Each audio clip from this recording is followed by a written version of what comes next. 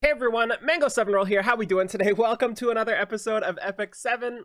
Today we're going to take a look at the balance adjustment, something I'm really excited for. Have not seen these yet. I am hoping for somebody I already have that is Mulagorod. I don't want to Mulagora a new person. I am not expecting to see Cerise.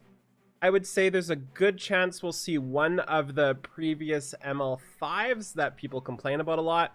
I'm thinking of Lidica, and I'm thinking of Tywin, but not sure what to do with Tywin. I don't think Lidica needs a buff either, but with all the complaining that's been done, I'm sure we'll see it soon enough. Who else? For 5-star RGBs, Pavel is somebody that is just super underwhelming at what he does. Just like absolutely not good at all at what he does. As for older RGBs, I don't even know. Who could an older RGB that we need? Is it Araminta's time to shine, maybe? I hope it is. I really hope it is Araminta's time to shine. As long as it's not somebody who doesn't super need it. Anyways, let's get into this. 4-star MLs as well. ML Leo would be nice to see. Pretty much a lot of the new ones have just been unfortunately bad. Like Roman has been horrible as well. And maybe like a look back at somebody else. I'm trying to think of who, but I can only really think of the new ones that are just super underwhelming. Anyway, the list. Covenant 5 stars. Pavel, okay, that makes sense. Sigrid, not sure if that makes sense, and makes me really sad because she's my most wanted 5-star I don't have. Lidica. Okay, let's talk about Lidica, I guess, for a second. Lidica's a really weird unit. I think she's got a fantastic skill set. She works just like Wa did, if anybody knows who that is. I think it's great, but not really great for this meta right now.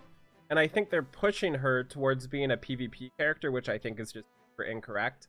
I think she seems like she's built for a PvE scenario instead. Xeno as a choice is just super weird, you know? I feel like nobody really likes Xeno, and like he's limited, and that's just super awkward to me. Faithless Lidica as a 5-star, that's pretty much what I was expecting. Same with Benevolent Roman there as well. Both of these were pretty much as expected for buffs. It was like a toss-up between a couple people. That said, there are no regular 4-stars, which is unfortunate. So let's take a look at Pavel here. So Storm Bullet grants the caster increased attack for 2 turns before firing a strong blast of winds on all enemies. Cannot trigger a counterattack. Is that how we solve this? I feel like that's not how we solve this, right? Like, how do we stop Charles? Well, let's just make every new character not able to get a counterattack or counterattacks. You know, that feels weird to me. Destructive Pursuit swiftly cuts and shoots the enemy. Damage dealt increases proportional to the caster's. I'm missing something here. When the enemy is not an Elise or boss monster, damage sharing effects are ignored. Damage dealt increases proportionate to the caster's speed. I swear those look the same. I'm like reading it over swiftly. Cuts and shoots the enemy. When the enemy is not an elite or boss monster, damage sharing effects are ignored. Damage dealt increases proportionate. Damage dealt increases proportional to the caster's speed. It's literally the same thing. There's nothing different there. So let's read what this says here. So Pavel was designed as a hero that could grant himself an attack buff and attack all enemies and then deal lethal damage. Due to his lack of survivability, low damage output, it was hard to fully utilize him. Pavel could not be utilized against enemies with counterattack abilities. I mean, literally nobody can.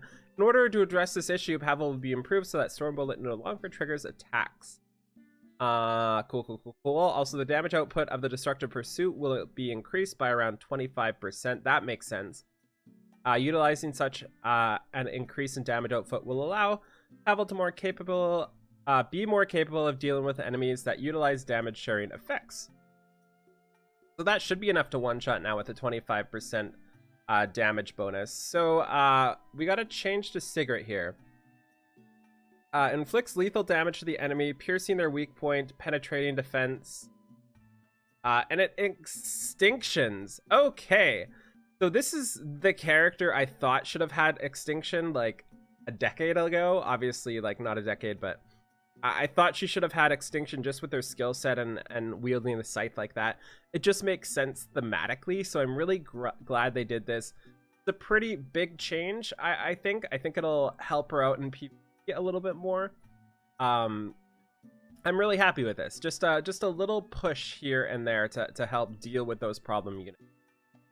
And then Lidica is really weird. Why would they do Lidica? Also makes them unhealable for 1 turn. So it decreases hit chance and makes them unhealable. Decreasing buff durations by 1 turn. Before increasing combat readiness. Oh, so this allows her to get rid of immunity first. That's a pretty good change too. And again, I don't know why they're focusing on trying to turn Lidica into a PvP unit. Maybe they're just kind of doing that with everybody, but she had a pretty solid kit for just PvE, and I really think they should have stuck with that. Cool. So that's actually not bad. I do like those changes there. And Xeno, I don't even know what Xeno does, to be entirely honest. By 10%, so it's instead of 8% and 10% and effectiveness by 5%. So it adds an additional 2% defense and an additional 10% effectiveness up to 80% and 50%. No, 80% and... Yeah, 80% and 40%, right? Is what it stacks up to. No, 10 times 5, that's 50, Mango. Where did I get 80 from? Oh, can stack up to 8 times. Okay. I was like, what's going on? There's something just not computing in my head right now. So it's 8 times, changed to 8 times instead of 10 times. That's what I was missing. So Ancient Beast summons an Ancient Beast to attack all enemies. 70% chance to silence goes up to 80%. I mean, these are pretty boring buffs so far, to be honest. Let's see what they did to Lidica. So attacks the enemy indiscriminately, increasing skill cooldowns to max. A critical hit grants all allies skill nullifier once. Jeez. That seems insane. That seems really, really, really, really insane. And that's a massive buff to Faithless Lidica. I think that is absolutely bonkers. And I think she was already good already. And I think this is just going to make her exceptionally great for all forms of people. That's awesome. I'm really happy for people who had Faithless Lidica. Really sad for people who didn't get her like me. Let's take a look at Benevolent Roman here now too. Honestly, I don't fully understand what Roman does as well, just to get that out there, just to be as clear as possible. So I'll be learning these skills with you. So attacks the enemy with concentrated mana, 35% chance to activate Mana Burst. Effect is doubled when it's silenced. So when they're silenced, it goes up to 70%. And then the Mana Burst is the same. And then Mana Fundamentals change to silence for 2 turns before dispelling 1 buff, and it goes from dispelling 1 buff before 75%. Okay, so this dispels a buff first and then does all sorts of shenanigans. So that makes it much easier for him to land silence, and then he has a double chance to proc the Mana Burst after. I am pretty happy with that. That's a great change. I have no idea what it's going to do. Okay. Interesting. So one thing I can say is I feel like this is overboard. I feel like Faithless Lidica was already a fantastic unit, and I think I don't think she needs this. I also think with these being every month or 2, we need to get a little more than this.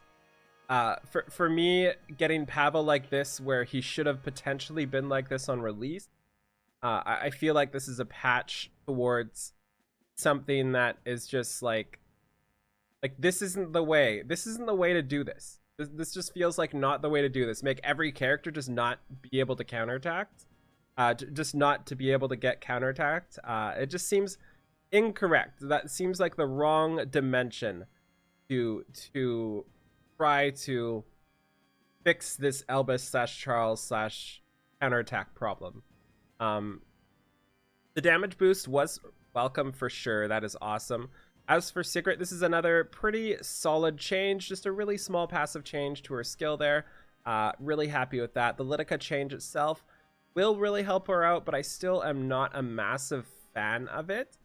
I feel like if you wanted Lidica to get a little better in a situation like this, you might have gave skill nullifier to all the people, and that would have been fantastic for people like me who really like using all fire teams. So I could use Kawana, who has the AoE skill nullifier, and her, who has the AoE skill nullifier, and kind of combine them together and just try to nullify everything, you know. That would have been really fun. But this is obviously a great change. You know, I don't know what they're doing. I don't understand why they would do this. Doesn't make sense to me. So this is a pretty lackluster round of buffs, I think. This is the first buff / whatever, and again, proven we're pretty much never going to see nerfs. The first one that I'm not so sure about. The other ones have been fantastic, I think, and been pretty positive and changed a lot. But I feel like this is not going to change too much. Like, I don't think this change to Xeno is really going to do anything. I don't think this change to Lidica is really going to make people actively Lidica. I feel like people that are using Sigrid might get a little bit more use out of her. That will probably happen. I feel like Pavel is in the same boat. Maybe we'll get some more use out of him, but nothing is really changing, I think, which is a problem. Maybe I'm biased because I like looking at these units. Like, I don't have Sigrid. I've never used Pavel. I like Lidica as a PvE unit. I think Xeno's stupid. So maybe this is Mango 7 bias. I don't have Faithless Lidica. I've never used Benevolent Roman. I actually don't even know if I have him. So maybe this is just like a super biased Mango first reaction to this. And I'd love to hear your thoughts on it in the description below, what you think, if you like any of these changes. I obviously do think the Faithless Lidica change is insane. I think the Sigrid change is a positive, obviously, and I think the Pavel change will help him out a lot. I'm just not sure that's the method I wanted them to change it by. So thank you so much for watching. Feel free to like, comment, subscribe as always, and I'll talk to y'all later. Bye, everybody!